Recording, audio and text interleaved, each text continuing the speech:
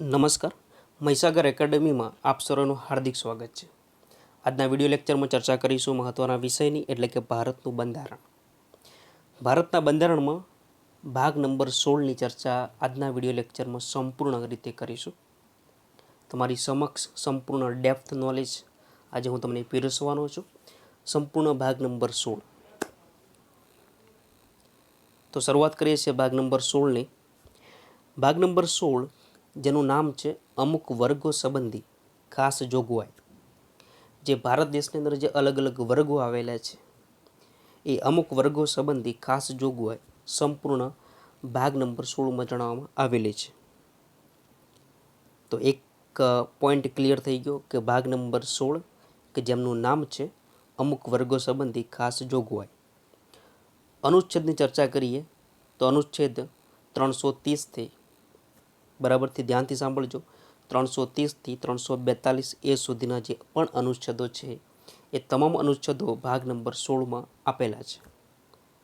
તો 2 point clear થયા. ભાગ નંબર 16 એટલે કે અમુક વર્ગો સંબંધી ખાસ જોગવાઈ અને અનુચ્છેદો 330થી 342 એ સુધીના અનુચ્છેદો છે. જે મિત્રો ચેનલમાં નવા છે ચેનલને સબસ્ક્રાઈબ જરૂરથી કરી લેજો, કારણ કે આવા જ અવનવા વિડીયો તમને મળતા રહેશે. તો સૌ પ્રથમ અનુચ્છેદની ચર્ચા કરીએ. અનુચ્છેદ નંબર 330. 330 અનુચ્છેદ શું કહેવા માગે છે એ પહેલાં થોડીક વાત ચર્ચા કરી લઉં તમને, કે ભાગ નંબર 16ની ચર્ચા કરી લઉં. ભાગ નંબર 16 એટલે અમુક વર્ગો. અમુક વર્ગો એટલે કેવા વર્ગો? તમે એક શબ્દ સાંભળતા હશો, SC, ST, OBC, જનરલ. જે કેટેગરી તમે જાણો છો, બરાબર છે. જે પણ કેટેગરી છે, કેટેગરીની જો ચર્ચા હોય, બરાબર છે, જે અલગ અલગ વર્ગો પાડેલા છે એની ચર્ચા આપણે ભાગ નંબર 16માં કરવાની છે, બરાબર છે. બીજી એંગ્લો ઇન્ડિયન જે શબ્દ તમે સાંભળ્યો હશે કદાચ વારંવાર, આપણે ભાગ નંબર 5 અને 6માં આપણે વારંવાર સાંભળતા હતા. ત્યાં પણ મેં ક્લેરિફિકેશન કર્યું હતું અને અહીંયા પણ આપણે આજે ક્લેરિફિકેશન કરીશું. તો એ તમામ અલગ અલગ બાબતો છે. ST છે, SC છે, OBC છે, એંગ્લો ઇન્ડિયન છે, એટલે અલગ અલગ જે વર્ગો છે એ અલગ અલગ વર્ગો પાડવામાં આવેલા છે, જેની ચર્ચા ભાગ નંબર 16માં કરવામાં આવી છે. તો ક્લિયર થઈ ગયું. તો હવે આપણે સ્ટેપ બાય સ્ટેપ અનુચ્છેદને સમજવાનો પ્રયત્ન કરીશું, કારણ કે આપણી આવનારી એક્ઝામમાં અનુચ્છેદ ઇમ્પોર્ટન્ટ છે અને જોડે જોડે એનું ડેપ્થ નોલેજ પણ જરૂરી છે. ઓકે, તો અનુચ્છેદ 330ની શરૂઆત કરીએ. બરાબર ધ્યાનથી સાંભળજો. અનુચ્છેદ નંબર 330 શું કહેવા માંગે છે કે લોકસભામાં એટલે કે ભારતના લોકસભામાં અનુસૂચિત જાતિઓ અને અનુસૂચિત આદિજાતિઓ એટલે કે જનજાતિઓમાં બેઠકો અનામત રાખવા બાબત. એટલે કે જે લોકસભા હોય છે ભારત દેશની અંદર, એ લોકસભાની અંદર જે અનામત બેઠકોની જે ફાળવણી છે એ અનુચ્છેદ નંબર 330 મુજબ કરવામાં આવે છે. હાલની વાત કરવામાં આવે, હાલની ચર્ચા કરવામાં આવે તો અનુસૂચિત જાતિઓ 84 બેઠકો છે, અનુસૂચિત આદિજાતિઓ માટે 47 બેઠકો છે. એમ કરીને 131 બેઠકો હાલની તારીખમાં લોકસભાની અંદર આની બેઠકો અનામતમાં આપવામાં આવેલી છે. તો ક્લિયર થઈ ગયું અનુચ્છેદ નંબર 330. અનુચ્છેદ નંબર 330 આટલું જ કહેવા માંગે છે. તમારે આ બાબત ધ્યાનમાં રાખવાની છે કે લોકસભામાં અનુસૂચિત જાતિઓ અને અનુસૂચિત આદિજાતિઓ માટે બેઠકો અનામત રાખવા બાબત. ક્લિયર. ફરીથી અનુચ્છેદ નંબર 330 લોકસભામાં અનુસૂચિત જાતિઓ અને અનુસૂચિત આદિજાતિઓ માટે બેઠકો અનામત રાખવા બાબત. અહીંયા રાજ્યસભા એવું આપવામાં આવેલું નથી કે વિધાનસભા એવું આપવામાં આવેલું નથી. માત્ર ને માત્ર લખ્યું છે લોકસભામાં. બરાબર વર્ડ પકડજો. લોકસભામાં અનુસૂચિત જાતિઓ અનુસૂચિત આદિજાતિઓ માટે બેઠકો અનામત રાખવા બાબત. બરાબર છે. દરેક વર્ડ પર સ્ટેન્ડ રાખજો. અત્યારે હાલની સ્થિતિમાં જોવા જઈએ તો અનુસૂચિત 84 છે, અનુસૂચિત જનજાતિ કહેવાય તો 47 છે. ટોટલ 131 બેઠકો છે ટોટલમાંથી. બરાબર છે. ઓકે, હવે 331 અનુચ્છેદ નંબર 331ની ચર્ચા કરીએ તો લોકસભામાં જ, અહીંયા શબ્દ જ એ જ છે લોકસભામાં, એંગ્લો ઇન્ડિયનનું પ્રતિનિધિત્વ, એંગ્લો ઇન્ડિયન કોમનું પ્રતિનિધિત્વ. અત્યારે હાલની દ્રષ્ટિએ વાત કરવામાં આવે તો કેટલા એંગ્લો ઇન્ડિયનનું પ્રતિનિધિત્વ છે લોકસભાની અંદર? 2, બરાબર છે. જેની નિમણૂક કોણ કરે છે? રાષ્ટ્રપતિ કરે છે. તો અનુચ્છેદ નંબર 330 અનામત બેઠક છે અનુસૂચિત જનજાતિ માટે. 331 એંગ્લો ઇન્ડિયન છે પણ લોકસભાની અંદર. અનુચ્છેદ નંબર 332 જોઈએ, રાજ્યોની વિધાનસભાઓમાં, અહીંયા શબ્દ બદલાઈ જાય છે, વિધાનસભાઓમાં એટલે રાજ્યની વિધાનસભાઓમાં અનુસૂચિત જાતિઓ અને અનુસૂચિત આદિજાતિઓ માટે બેઠક અનામત રાખવા બાબતે. એટલે ક્લિયર થઈ ગયું. 330માં લોકસભા હતી, જ્યારે 332માં જોવા જઈએ તો વિધાનસભા છે. વિધાનસભા ક્યાં આવેલી હોય છે? રાજ્યોમાં આવેલી હોય છે. તો રાજ્યોની વિધાનસભામાં અનુસૂચિત જાતિઓ અને અનુસૂચિત આદિજાતિઓ માટે બેઠક અનામત રાખવા બાબત. જો ગુજરાતની વાત કરવા જઈએ તો ગુજરાતમાં અનુસૂચિત જાતિને 13 બેઠકો અનામત છે અને અનુસૂચિત જનજાતિ માટે 27 બેઠકો અનામત છે. આ ગુજરાતનું માળખું છે. આપણે પોઈન્ટ યાદ રાખીશું કે જે મહત્વનો પોઈન્ટ આ પોઈન્ટ છે. અનુચ્છેદ નંબર 333 બરાબર ધ્યાનમાં રાખજો કે રાજ્યોની વિધાનસભાઓમાં એંગ્લો ઇન્ડિયનો કોમનું કઈ રાજ્યોની વિધાનસભાઓ 333 જેની નિમણૂક કોણ કરશે? રાજ્યપાલ. કેટલા એંગ્લો ઇન્ડિયન હોય છે? 1 હોય છે. બરાબર છે, ક્લિયર. હવે આપણે એક પોઈન્ટ બરાબર ધ્યાનથી રિવિઝન કરી લઈએ. 330 એ લોકસભાની અંદર અનામત બેઠક છે અને 332 રાજ્યસભાની અંદર, રાજ્યસભા અને લોકસભા. Okay, clear. 330 લોકસભાની અંદર અનામત બેઠકોનું છે અનુસૂચિત જાતિ અનુસૂચિત જનજાતિ માટે. 332માં રાજ્યની વિધાનસભામાં અનુસૂચિત અને અનુસૂચિત જનજાતિ માટે બેઠકોનું અનામત છે. જ્યારે 331 અને 333 એંગ્લો ઇન્ડિયન માટે છે. 331 લોકસભા માટે છે, 333 વિધાનસભા માટે છે. નેક્સ્ટ, અનુચ્છેદ નંબર 334 બેઠકો અનામત રાખવાનું અને ખાસ પ્રતિનિધિત્વ આપવાનું 70 વર્ષ પછી બંધ કરવા બાબત. જે પણ બેઠકોની વાત ચર્ચા કરવામાં આવી છે, બેઠકો અનામત રાખવી જોઈએ, તો દર વર્ષે દર 10 વર્ષે અનામત બેઠકોનું ફાળવણી કરવાનો જે વિચાર આવે છે સંસદને, બરાબર છે. એટલે કે હાલમાં જોવા જઈએ તો 31 જે લાસ્ટ 2019માં નક્કી કરવામાં આવ્યું હતું કે હવે પછી 2030 સુધી આ અનામતોનું જે એમણે લંબાવી દીધું છે, બરાબર છે. પરંતુ દેશ આઝાદ થયો, જે દેશ આઝાદ થયો, આઝાદ થયા પછીના 70 વર્ષ પૂરા થશે. એટલે 1950માં સ્ટેન્ડ કર્યું હતું, એટલે 1960માં ગયા, બરાબર છે. પછી 10 વર્ષ વધારતા ગયા, બીજા એટલે 70 થયું, 1970 થયું, પછી 1980 થયું, 1990 થયું. આવી રીતે એ વધારતા ગયા. આમ જોવા જઈએ તો આમ 70 વર્ષ થઈ જશે એટલે એ બંધ થઈ જશે. એટલે કે 2030માં પૂરા થાય છે 70 વર્ષ. તો હવે જોઈશું આપણે 2030 પછી કે બંધ કરે છે કે શું કરે છે આગળ. તો અનુચ્છેદ નંબર 334માં એ બાબત છે કે બેઠકો અનામત રાખવાનું અને ખાસ પ્રતિનિધિત્વ આપવાનું 70 વર્ષ પછી બંધ કરવા બાબત છે.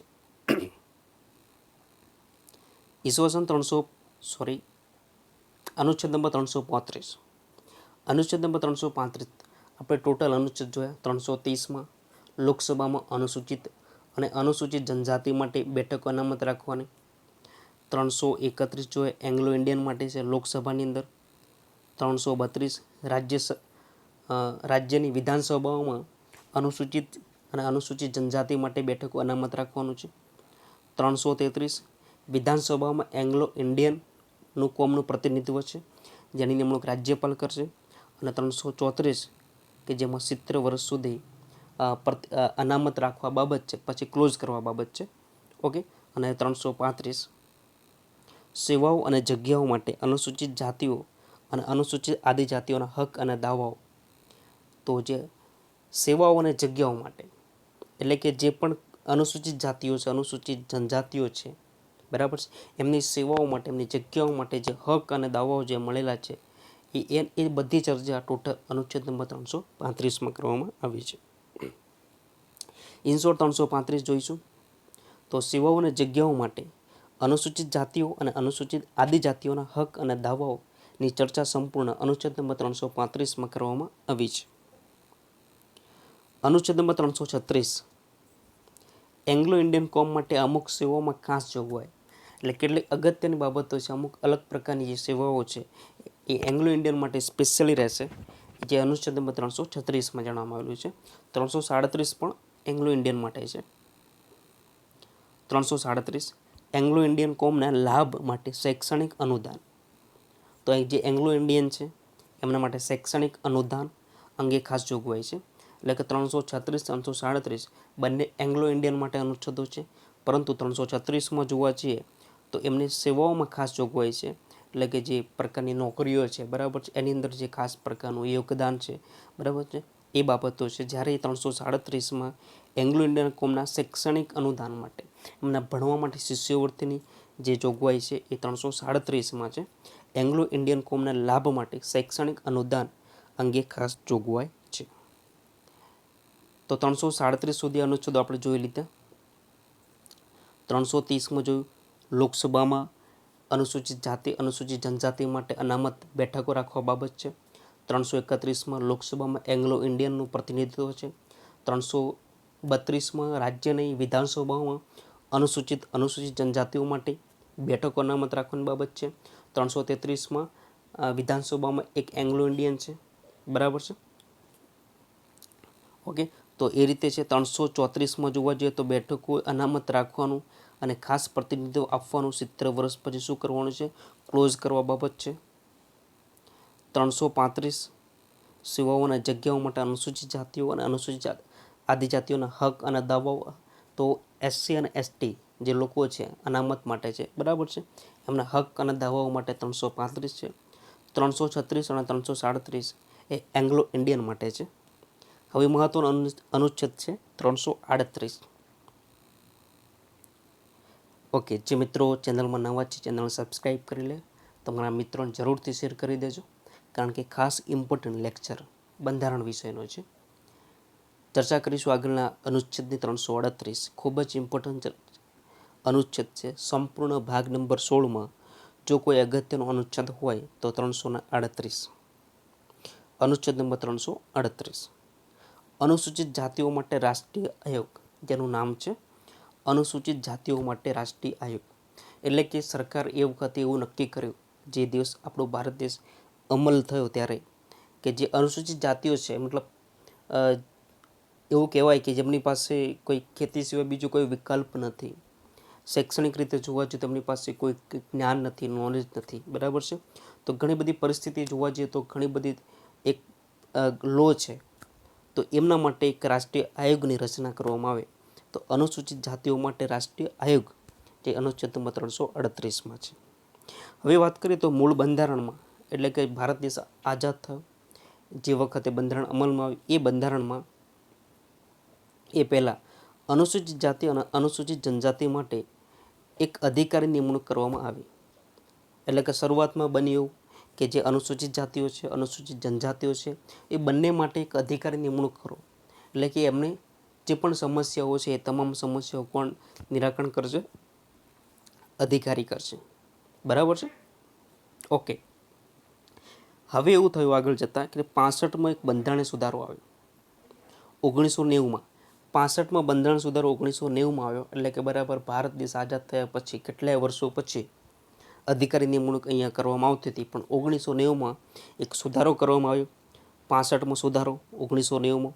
હવે અધિકારીને શું કરવામાં આવે, રિમૂવ કરવામાં આવે, અને એ જગ્યા ઉપર એક આયોગ બનાવી દેવામાં આવ્યો, અનુસૂચિત જાતિ અને જનજાતિ આયોગ. જે આયોગનું નામ આવું છે, અનુસૂચિત જાતિ અને જનજાતિ આયોગની સ્થાપના કરવામાં આવી. આયોગ એટલે કે તમે હાલમાં જોઈ રહ્યા છો જીપીએસસી છે, એક પ્રકારનો આયોગ છે, ગુજરાત પબ્લિક સર્વિસ, બરાબર છે, કમિશન, ઓકે. એવા પ્રકારનું જે અનુસૂચિત જાતિ લોકો માટે, અનુસૂચિત જનજાતિ લોકો માટે એક પ્રકારનું આખું અલગ આયોગ તૈયાર કરી દેવામાં આવ્યું. એટલે અનુસૂચિત જાતિ અને જનજાતિ આયોગની સ્થાપના કરવામાં આવી. ક્યારે કરવામાં આવી? તો 65માં બંધારણ સુધારો 1990માં. તો 1990 પહેલાં શું હતું? તો 1990 પહેલાં અધિકારી રહેતા, તો હવે અધિકારી રહેશે ને એક પ્રકારનું આખું આયોગ રહેશે. એ આયોગ તેનું સાર સંભાળ કરશે, એના અંતર્ગત કામકાજ થશે. હવે સમય જતાં 2003માં 89માં સુધારો આવ્યો. 89માં બંધારણ સુધારો આવ્યો. હવે એવું નક્કી થયું કે બંને જે પ્રજા છે અલગ અલગ છે, અનુસૂચિત જાતિ અને અનુસૂચિત જનજાતિ. તો એ આયોગ છે એ આયોગને જુદા પાડો. તો આયોગને 2 ભાગમાં વિભાજન કરવાનો વિચાર થયો. એ વખતે એક સુધારો કરવામાં આવ્યો કે આયોગને શું કરવામાં આવે, અલગ અલગ પાડવામાં આવે. તો અનુસૂચિત જાતિ અને જનજાતિ આયોગ જે એક જ આયોગ હતો, જેને 89માં બંધારણીય સુધારો 2003માં 2 ભાગમાં વિભાજન નક્કી કરવામાં આવ્યું. પછી 2003 પછી એ આયોગ વર્ષ 2004માં અનુસૂચિત આયોગ અને અનુસૂચિત જનજાતિ આયોગ 2 અલગ અલગ બહાર પાડવામાં આવ્યા. તો આ જે સફર હતી 338માં રાષ્ટ્રીય આયોગ વિશેની, તો જોઈએ તો મૂળ બંધારણમાં જ્યારે અનુસૂચિત જાતિ અને અનુસૂચિત જનજાતિ માટે એક અધિકારી નિમણૂક કરવામાં આવતી. અધિકારીને 1990માં એક સુધારો આવ્યો, જેના અંતર્ગત એક આયોગ બનાવી દેવામાં આવ્યો. 2003માં એક બીજો સુધારો આવ્યો, જેના અંતર્ગત 2 ભાગ પાડી દેવામાં આવ્યા, અનુસૂચિત આયોગ અને અનુસૂચિત જનજાતિ આયોગ. ઓકે, તો આવી રીતે 338 અનુચ્છેદ છે. હવે 338 પછી 2 આયોગ અલગ અલગ બહાર પાડવામાં આવ્યા. ત્યાર પછી બીજા અનુચ્છેદો છે 338ની અંદર પેટામાં છે 338A, 338B. 338Aમાં અનુસૂચિત જનજાતિઓ માટે રાષ્ટ્રીય આયોગ અલગ બહાર પાડવામાં આવ્યો. 338Bમાં પછાત વર્ગો માટે રાષ્ટ્રીય આયોગ, અનુસૂચિત વિસ્તારોના વહીવટ અને અનુસૂચિત આદિજાતિઓના કલ્યાણ બાબતનું સંઘનું શું રહેશે, નિયંત્રણ રહેશે. તો આમ જોવા જઈએ તો 338માં જે 2 અલગ અલગ આયોગ બહાર પડે છે, પછી 2 અનુચ્છેદ એડ થાય છે 338A, 338B. 338Aમાં અનુસૂચિત જનજાતિઓ માટે રાષ્ટ્રીય આયોગ રહેશે અને 338B પછાત વર્ગો માટે રાષ્ટ્રીય આયોગ રહેશે. ઓકે, અને 338A માત્ર ખાલી કોના માટે રહેશે, અનુસૂચિત જાતિઓ માટે રહેશે. તો અનુસૂચિત જાતિઓ માટે 338, અનુસૂચિત જનજાતિઓ માટે 338A અને પછાત વર્ગ માટે રાષ્ટ્રીય આયોગ એ 338B છે. Okay, clear. તો આવી રીતે 338ના ભાગ પડે છે. હવે આપણે વાત કરીએ specially 338A, national commission four scheduled tribes એટલે કે ST. બરાબર છે. તો 89માં બંધારણ સુધારો થયો 2003માં દ્વારા અનુચ્છેદ 338A અંતર્ગત અલગ રાષ્ટ્રીય અનુસૂચિત જનજાતિ આયોગની સ્થાપના કરવામાં આવી. જે આપણને ખબર જ છે 2004માં એ બંને આયોગ અલગ અલગ બહાર પડી જાય છે. હવે આ આયોગમાં કોણ કોણ કામ કરશે, કેટલા સભ્યો રહેશે, તેની થોડીક ચર્ચા કરી લઈએ. તો એક અધ્યક્ષ રહેશે, એક ઉપાધ્યક્ષ અને 3 અન્ય સભ્યો. જે પણ આયોગ છે એની અંદર એક અધ્યક્ષ, એક ઉપાધ્યક્ષ અને 3 અન્ય સભ્યો. નિમણૂક કોણ કરશે, રાષ્ટ્રપતિ કરશે. આયોગના બધા જ સભ્યો નિમણૂક રાષ્ટ્રપતિ દ્વારા કરવામાં આવશે. કાર્યકાળ તો બંધારણમાં કોઈ નિશ્ચિત કાર્યકાળ નથી, પરંતુ એક વસ્તુ ચોક્કસ છે કે જેનો કાર્યકાળ બંધારણમાં નિશ્ચિત નથી એનો જે નિશ્ચિત કોણ કરે છે, રાષ્ટ્રપતિ કરતા હોય છે. બીજી એક બાબત, જે અધ્યક્ષ હોય છે, જે એક અધ્યક્ષ હોય છે એ અધ્યક્ષ શેડ્યુલ ટ્રાઇબ્સમાંથી આવતો હોવો જોઈએ, એટલે કે અનુસૂચિત જનજાતિમાંથી હોવો જોઈએ. એને જ અધ્યક્ષ બનાવવામાં આવશે. તો ક્લિયર થઈ ગયું ફંડા 338Aમાં. બરાબર છે. 89 બંધારણ સુધારો આવ્યો. બરાબર છે, આપણે આગળ જોઈ લીધું આ જ પોઈન્ટ. બરાબર. 89માં બંધારણ સુધારો 2003માં આવ્યો, જેના અંતર્ગત 338A બનાવવામાં આવ્યું, જેને આપણે રાષ્ટ્રીય અનુસૂચિત જનજાતિ આયોગ તરીકે ઓળખીએ છીએ. બરાબર છે. જે આયોગની સ્થાપના 2004થી કરવામાં આવી હતી, એટલે કે 2 આયોગ અલગ અલગ બહાર પડ્યા, રાષ્ટ્રીય જનજાતિ આયોગ અને રાષ્ટ્રીય અનુસૂચિત આયોગ. બરાબર છે. હવે એમાં સભ્યોને મંડળની વાત કરવામાં આવે તો એક અધ્યક્ષ રહેશે, એક ઉપાધ્યક્ષ રહેશે, 3 અન્ય સભ્યો રહેશે. જે એક અધ્યક્ષ હોય છે શેડ્યુલ ટ્રાઇબ્સમાંથી હોવો જોઈએ. ક્લિયર થઈ ગયું. નિમણૂક કોણ કરશે, તો રાષ્ટ્રપતિ કરશે. કાર્યકાળ છે એમાં કોઈ બંધારણમાં નિશ્ચિત કરવામાં આવેલું નથી, પણ સામાન્ય રીતે નક્કી કોણ કરતા હોય છે, રાષ્ટ્રપતિ કરતા હોય છે. 338B વાત કરીએ, national commission for backward classes એટલે કે પછાત વર્ગ. તો 102માં સુધારો આવ્યો, બંધારણીય સુધારો દ્વારા એટલે કે 102માં બંધારણ સુધારો 2018માં આવ્યો તાજેતરમાં, બરાબર છે, 2 વર્ષ પહેલાં જ. 338ના બિન અંતર્ગત અલગ રાષ્ટ્રીય પછાત વર્ગ આયોગની સ્થાપના કરવામાં આવી. રાષ્ટ્રીય પછાત વર્ગ આયોગની રચના કરવામાં આવી, કે જેનું મંડળ જોવા જઈએ તો એમાં એક અધ્યક્ષ રહેશે, એક ઉપાધ્યક્ષ રહેશે, 3 અન્ય સભ્યો રહેશે. આમાં સેમ જ પ્રોસેસ છે. જે અધ્યક્ષ હોય છે એ NCBCમાંથી હોવો જોઈએ, એટલે કે પછાત વર્ગમાંથી હોવો જોઈએ. બીજું, જેની નિમણૂક એ રાષ્ટ્રપતિ કરશે. કાર્યકાળ, બંધારણમાં કોઈ નિશ્ચિત કાર્યકાળ નથી, પણ સામાન્ય રીતે જોવા જઈએ તો કાર્યકાળ કોણ નક્કી કરતા હોય છે? રાષ્ટ્રપતિ નક્કી કરતા હોય છે. હાલની તારીખમાં જોવા જઈએ તો એ અધ્યક્ષનો જે કાર્યકાળ છે 3 વર્ષ કરવામાં આવેલો છે. Okay, 338A clear, 338B clear થઈ ગયું. ઓકે, હવે કેટલીક ઇમ્પોર્ટન્ટ બાબત છે 338A અને 338B ને લઈને. બંને જે આયોગ અલગ અલગ બહાર પાડ્યા, એ બંને આયોગ છે બંધારણીય સંસ્થા છે, અને બંધારણીય સંસ્થા છે એટલે અર્ધન્યાયિક સંસ્થા પણ છે, અને બંધારણીય સંસ્થા છે, અર્ધન્યાયિક સંસ્થા છે, એટલે કે દીવાની સત્તા પણ પ્રાપ્ત થયેલી છે. તો 3 મહત્વની બાબતો છે ઇમ્પોર્ટન્ટ યાદ રાખવાની છે. બંને આયોગ બંધારણીય સંસ્થા છે, અર્ધન્યાયિક સંસ્થા છે. આ બંને આયોગ દીવાની ન્યાયાલયની સત્તા ધરાવે છે.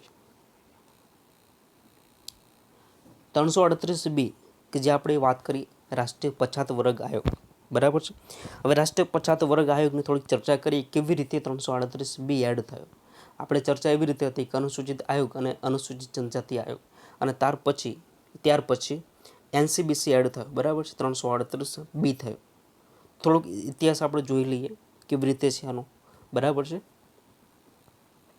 તો ભારતમાં અન્ય પછાત વર્ગ શબ્દ સામાન્ય રીતે સામાજિક, શૈક્ષણિક અથવા આર્થિક રૂપ, 3 શબ્દો મેન છે. સામાજિક રીતે પણ પછાત હોય, શૈક્ષણિક રીતે પછાત હોય, અને આર્થિક રૂપથી, બરાબર, પછાત હોય એવા સમૂહો માટે અન્ય પછાત વર્ગ એવો શબ્દ વાપરવામાં આવ્યો.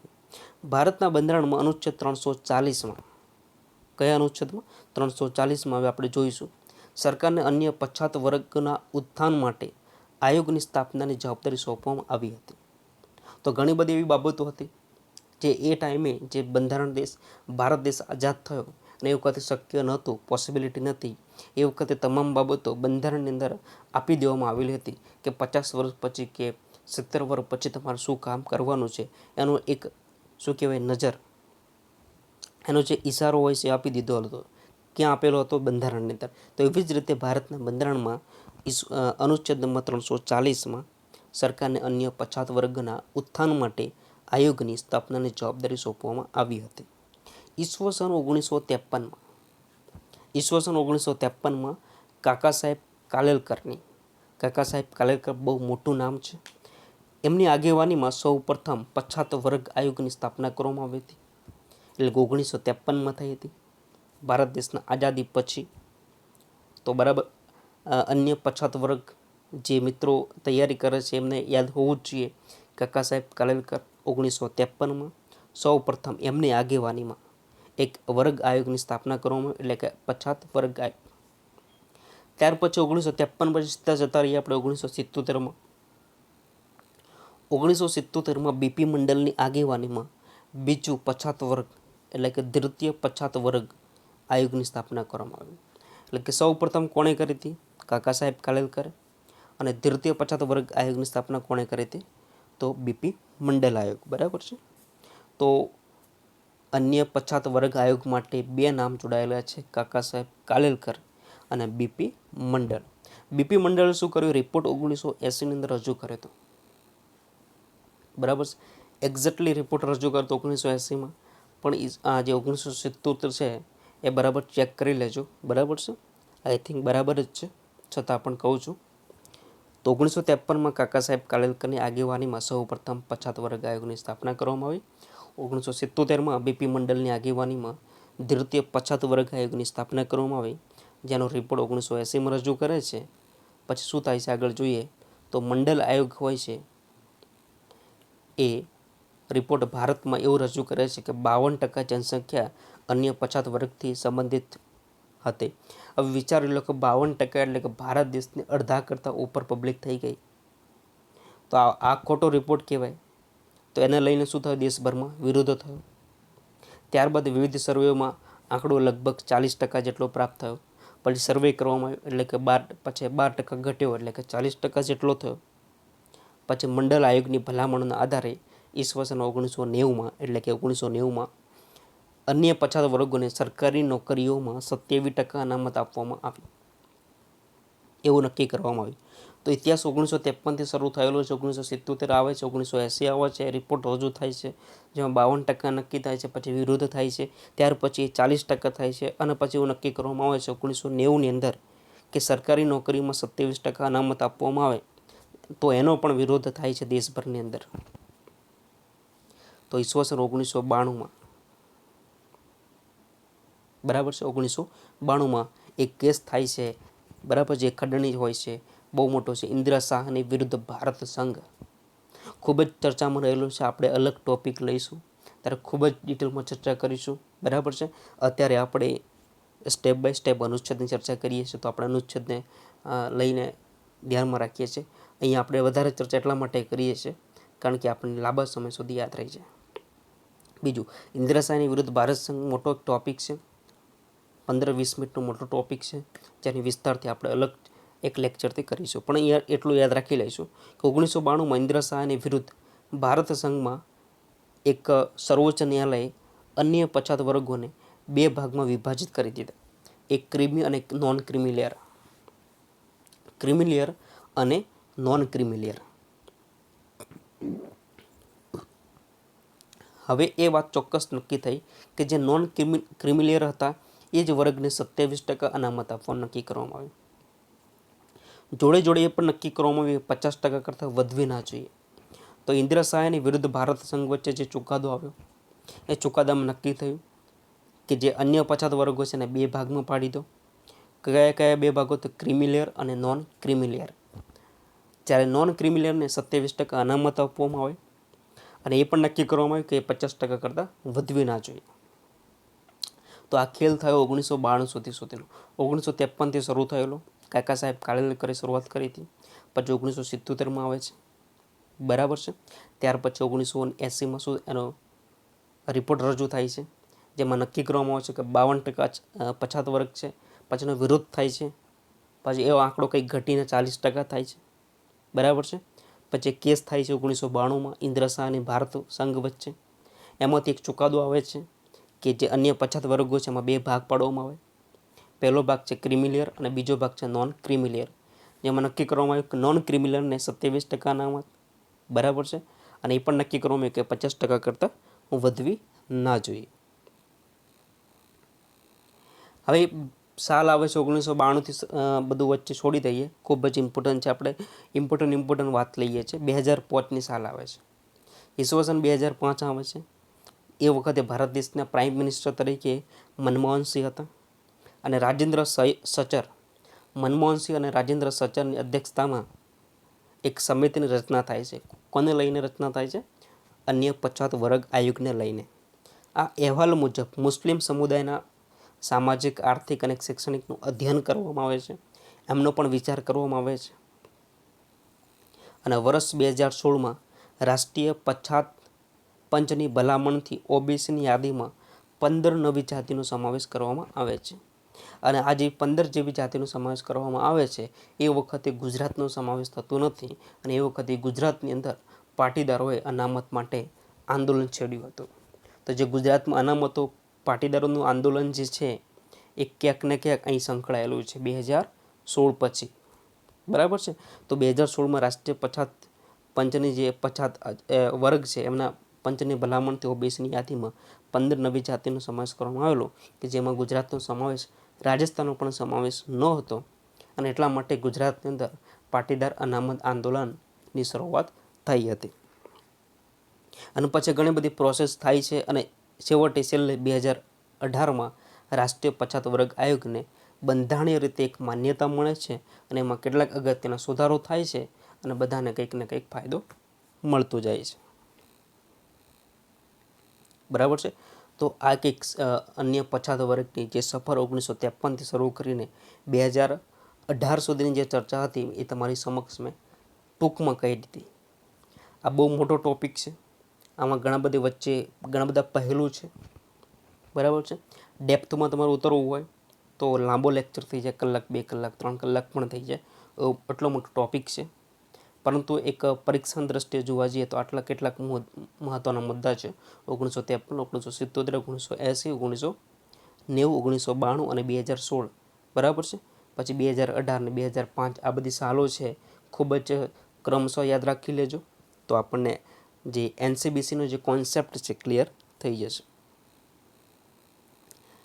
ત્યાર પછી આગળ ચર્ચા કરીશું અનુચ્છેદ નંબર 339. ટોટલી જે ચર્ચા કરી રહ્યા હતા, બહુ બધી લાંબી ચર્ચા, એ 338, 338A, 338B. તમને શરૂઆત કરી એ વખતે તમને કીધેલું કે ઇમ્પોર્ટન્ટ અનુચ્છેદ હોય 338A છે, 338B છે અને 338 પોતે. 338, 338A, 338B આ મહત્ત્વના 3 અનુચ્છેદો ખૂબ જ ઇમ્પોર્ટન્ટ છે. આમાંથી સવાલો વારંવાર પૂછાતા હોય છે. અનુચ્છેદ નંબર 339 અનુસૂચિત વિસ્તારોના વહીવટ અને અનુસૂચિત આદિજાતિઓના કલ્યાણ બાબતનું સંઘનું નિયંત્રણ રહેશે. એટલે કે જે પણ નક્કી કરવામાં આવશે, આયોગ નક્કી કરવામાં આવશે, વાત બરોબર છે, પરંતુ સીધું નિયંત્રણ સંઘનું પણ રહેશે, એટલે કેન્દ્ર સરકારનું નિયંત્રણ પણ રહેશે. આવી બાબત 339ના અનુચ્છેદમાં જણાવવામાં આવેલી છે. અનુચ્છેદ નંબર 340 પછાત વર્ગની સ્થિતિની તપાસ કરવા માટે આયોગની નિમણૂક કરવામાં આવશે. એટલે હમણાં આપણે તમને યાદ કરાવું, તમને 340 આપણે ક્યાં જોયું હતું, તો જ્યારે ભારત દેશનું બંધારણ અમલમાં આવ્યું તે વખતે અનુચ્છેદ 340 એડ કરી દેવામાં આવેલો હતો કે પછાત વર્ગની સ્થિતિની તપાસ કરવા માટે એક આયોગની નિમણૂક કરવામાં આવશે. તો એ આયોગની નિમણૂક માટે જ 338B એનસીબીસીની રચના થઈ. 338B national commission for backward classes, બરાબર છે. અને એ 340 મુજબ બધે ખેલ ચાલે છે, બરાબર છે. ઓકે, તો એના મુજબ જ 338B એક અલગ રાષ્ટ્રીય પછાત વર્ગ આયોગને બંધારણીય રીતે 2018માં માન્યતા મળે છે. તો તમને ક્લિયર થઈ ગયું હશે. અનુચ્છેદ નંબર 341 અનુસૂચિત જાતિઓ માટે છે. સ્પેશિયલ જેવી રીતે પછાત વર્ગ માટે 340 છે, એવી રીતે અનુસૂચિત જાતિઓ માટે 341 છે. અને એવી જ રીતે 342 એ અનુસૂચિત આદિજાતિઓ માટે છે, એટલે કે અનુસૂચિત જનજાતિઓ માટે છે. અને 342A એ સામાજિક અને શૈક્ષણિક પછાત વર્ગ માટે છે. બરાબર. 340 એ સ્પેશિયલી આયોગ માટે હતું, નિમણૂક માટે. અને 342A શું છે? સામાજિક અને શૈક્ષણિક પછાત વર્ગ માટે છે. અલગ અલગ ચર્ચાઓ હોય છે. તો 341, 342, 342A 3 અનુચ્છેદો છે અનુસૂચિત જાતિઓ, અનુસૂચિત જનજાતિઓ માટે અને સામાજિક અને શૈક્ષણિક પછાત વર્ગ માટે છે. ઓકે, ક્લિયર થઈ? તો આ બધા અનુચ્છેદો તો એ મોસ્ટ ઇમ્પોર્ટન્ટ હતા. જે મોસ્ટ ઇમ્પોર્ટન્ટ અનુચ્છેદ કહી શકાય તો 338, 338A, 338B અને 330, 331, 332, 333 આ જે 4 અનુચ્છેદો છે ખૂબ જ ઇમ્પોર્ટન્ટ છે. છતાં પણ આપણે એક વખત રિવાઇઝ કરી લઈએ ફટાફટ.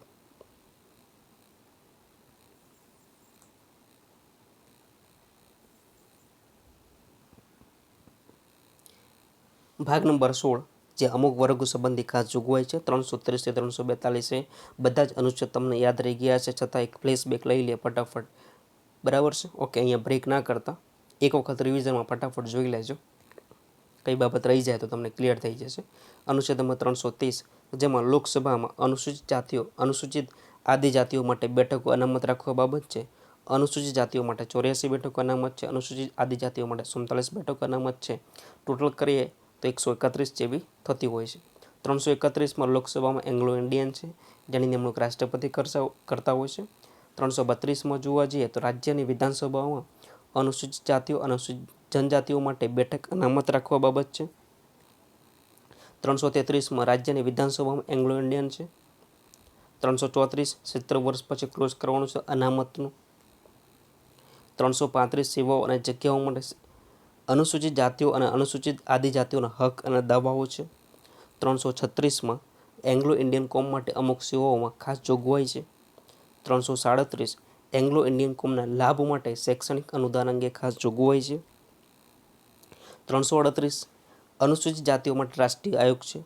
તો મૂળ બંધારણમાં અનુસૂચિત જાતિ, અનુસૂચિત જનજાતિ માટે એક અધિકારી નિમણૂક કરવામાં આવી.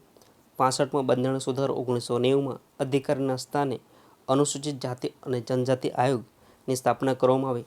89 બંધારણ સુધારો 2003 આયોગને 2 ભાગમાં વિભાજન થયું. વર્ષ 2004માં અનુસૂચિત આયોગ અને અનુસૂચિત જનજાતિ આયોગની રચના કરવામાં આવી. 338A અનુસૂચિત જનજાતિઓ માટે રાષ્ટ્રીય આયોગ, 338B પછાત વર્ગો માટે રાષ્ટ્રીય આયોગ અનુસૂચિત વિસ્તારોના વહીવટ અને અનુસૂચિત આદિજાતિઓના કલ્યાણ બાબતમાં સંઘનું પણ નિયંત્રણ રહેશે. 338A national commission four scheduled tribes, જેની અલગથી વાત કરીએ તો 89 બંધારણ સુધારો 2003માં દ્વારા અનુચ્છેદ 338A અંતર્ગત અલગ રાષ્ટ્રીય અનુસૂચિત જનજાતિ આયોગની સ્થાપના કરવામાં આવી. 2004થી અલગ રાષ્ટ્રીય અનુસૂચિત જનજાતિ માટે આયોગ અસ્તિત્વમાં આવ્યું, જેના સભ્યોની ચર્ચા કરીએ તો એક અધ્યક્ષ, એક ઉપાધ્યક્ષ અને 3 અન્ય સભ્યો. જે અધ્યક્ષ હોય છે એ પ્રોપર અનુસૂચિત જનજાતિમાંથી હોવો જોઈએ, બરાબર છે. જેની નિમણૂક હોય છે એ આયોગના બધા જ સભ્યોની નિમણૂક રાષ્ટ્રપતિ દ્વારા કરવામાં આવે છે. 338B NCBC national commission for backward classes, 102માં બંધારણીય સુધારો 2018માં થયો. એના અંતર્ગત 338B એડ થયો, રાષ્ટ્રીય પછાત વર્ગ આયોગ, જેમાં આયોગમાં અધ્યક્ષ, એક ઉપાધ્યક્ષ, 3 અન્ય સભ્યો. આયોગના બધા જ સભ્યોની નિમણૂક રાષ્ટ્રપતિ દ્વારા કરવામાં આવે છે. બંધારણમાં કોઈ એનો નિશ્ચિત સમયગાળો નથી. ઇમ્પોર્ટન્ટ બાબત એ છે કે 338 છે, 338B છે, એ બંને બંધારણીય સંસ્થા છે, અર્ધન્યાયિક સંસ્થા છે. બંને આયોગ દીવાની ન્યાયાલય સત્તા ધરાવે છે. ભારતમાં અન્ય પછાત વર્ગ શબ્દ સામાન્ય રીતે 338B અંતર્ગત વાત કરીએ છીએ તે મુજબ સામાજિક, શૈક્ષણિક અથવા આર્થિક રૂપથી પછાત સમૂહો માટે વપરાય છે. ભારતના બંધારણમાં અનુચ્છેદ 340માં સરકારને અન્ય પછાત વર્ગોના ઉત્થાન માટે આયોગની સ્થાપનાની જવાબદારી સોંપવામાં આવી. ઈસવીસન 1953માં કાકા સાહેબ કાલેલકરની આગેવાનીમાં સૌપ્રથમ પછાત વર્ગ આયોગની સ્થાપના કરવામાં આવી. ત્યારબાદ 1977માં બીપી મંડલની આગેવાનીમાં દ્વિતીય પછાત વર્ગ આયોગની સ્થાપના કરવામાં આવી હતી, જેનો રિપોર્ટ રજૂ કર્યો 1980માં. મંડલ આયોગ રિપોર્ટ મુજબ ભારતમાં 52% જનસંખ્યા અને અન્ય પછાત વર્ગથી સંબંધિત હતી. આ પંચના અહેવાલનો દેશભરમાં શું થયો? વિરોધ થયો, અને વિરોધ થતાં એ આંકડો ઘટીને 40% થાય છે. 40% થાય છે. ત્યાર પછી 1990માં પછાત વર્ગોને સરકારી નોકરીમાં 27% અનામત આપવામાં એનો પણ વિરોધ થયો, એટલે એક કેસ થયો. ઇન્દિરા શાહની વિરુદ્ધ ભારત સંઘ વચ્ચે જે કેસ થયો એનો ચુકાદો આવ્યો. ચુકાદામાં ન્યાયાલયે અન્ય પછાત વર્ગોને સુપ્રીમ કોર્ટ બરાબર પછાત વર્ગોને ક્રિમિલિયર અને નોન ક્રિમિલિયરમાં 2 ભાગમાં વહેંચવામાં આવે. નોન ક્રિમિલિયર વર્ગને 27% અનામતની માન્યતા આપવામાં આવે. જોડે જોડે નક્કી કરવામાં આવે કે 50% કરતાં વધવી જોઈએ નહીં. 2005માં પ્રાઇમ મિનિસ્ટર મનમોહનસિંહ અને રાજેન્દ્ર સચરની અધ્યક્ષતામાં સચર સમિતિની રચના કરવામાં આવી. આ અહેવાલ મુજબ મુસ્લિમ સમુદાયના આર્થિક, સામાજિક અને શૈક્ષણિક અધ્યયન કરવામાં આવ્યું. અને 2016માં રાષ્ટ્રીય પછાત પંચની ભલામણથી ઓબીસીની યાદીમાં 15 જેવી જાતિનો સમાવેશ કરવામાં આવ્યો હતો, જેમાં ગુજરાતનો સમાવેશ થયેલો નહોતો. એટલે ગુજરાતની અંદર અનામત પાટીદારનું એક આંદોલન શરૂ થયું હતું. 2018માં એક બંધારણીય રીતે સંસ્થાની માન્યતા મળી, રાષ્ટ્રીય પછાત વર્ગ આયોગ. 339માં જોવા જઈએ તો સંઘનું નિયંત્રણ રહેશે. 340માં જે આપણે પછાત વર્ગના સ્થિતિની તપાસ કરવા માટે એક આયોગની નિમણૂક કરવામાં આવશે. 341 અનુસૂચિત જાતિઓ, 342 અનુસૂચિત જનજાતિઓ, 342A સામાજિક અને શૈક્ષણિક પછાત વર્ગ.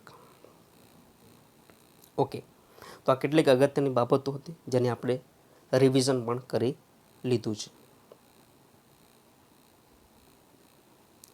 Thank you.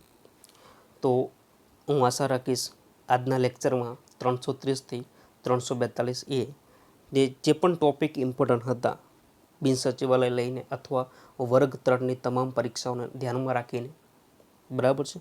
જીપીએસસીની ઘણી બધી એક્ઝામમાં તમને પણ જે ભાગ છે 16 એ ખૂબ જ પૂછાતો ભાગ છે. જીપીએસસીમાં પ્રિલિમ્સ મેન્સમાં પણ આ ખૂબ જ ભાગ પૂછાય છે. લેખિતમાં પણ આ પ્રશ્ન વધારે પૂછાતા હોય છે, બરાબર છે. તો બને ત્યાં સુધી મેં કન્સેપ્ટ ડેપ્થમાં તમને સમજાવવાનો પ્રયત્ન કર્યો છે. તો ભાગ નંબર 16 અહીં આપણે પૂરો કરીએ છીએ. તો નવા ભાગમાં મળીશું, ત્યાં સુધી રજા લઉં છું. જય હિન્દ, જય ભારત.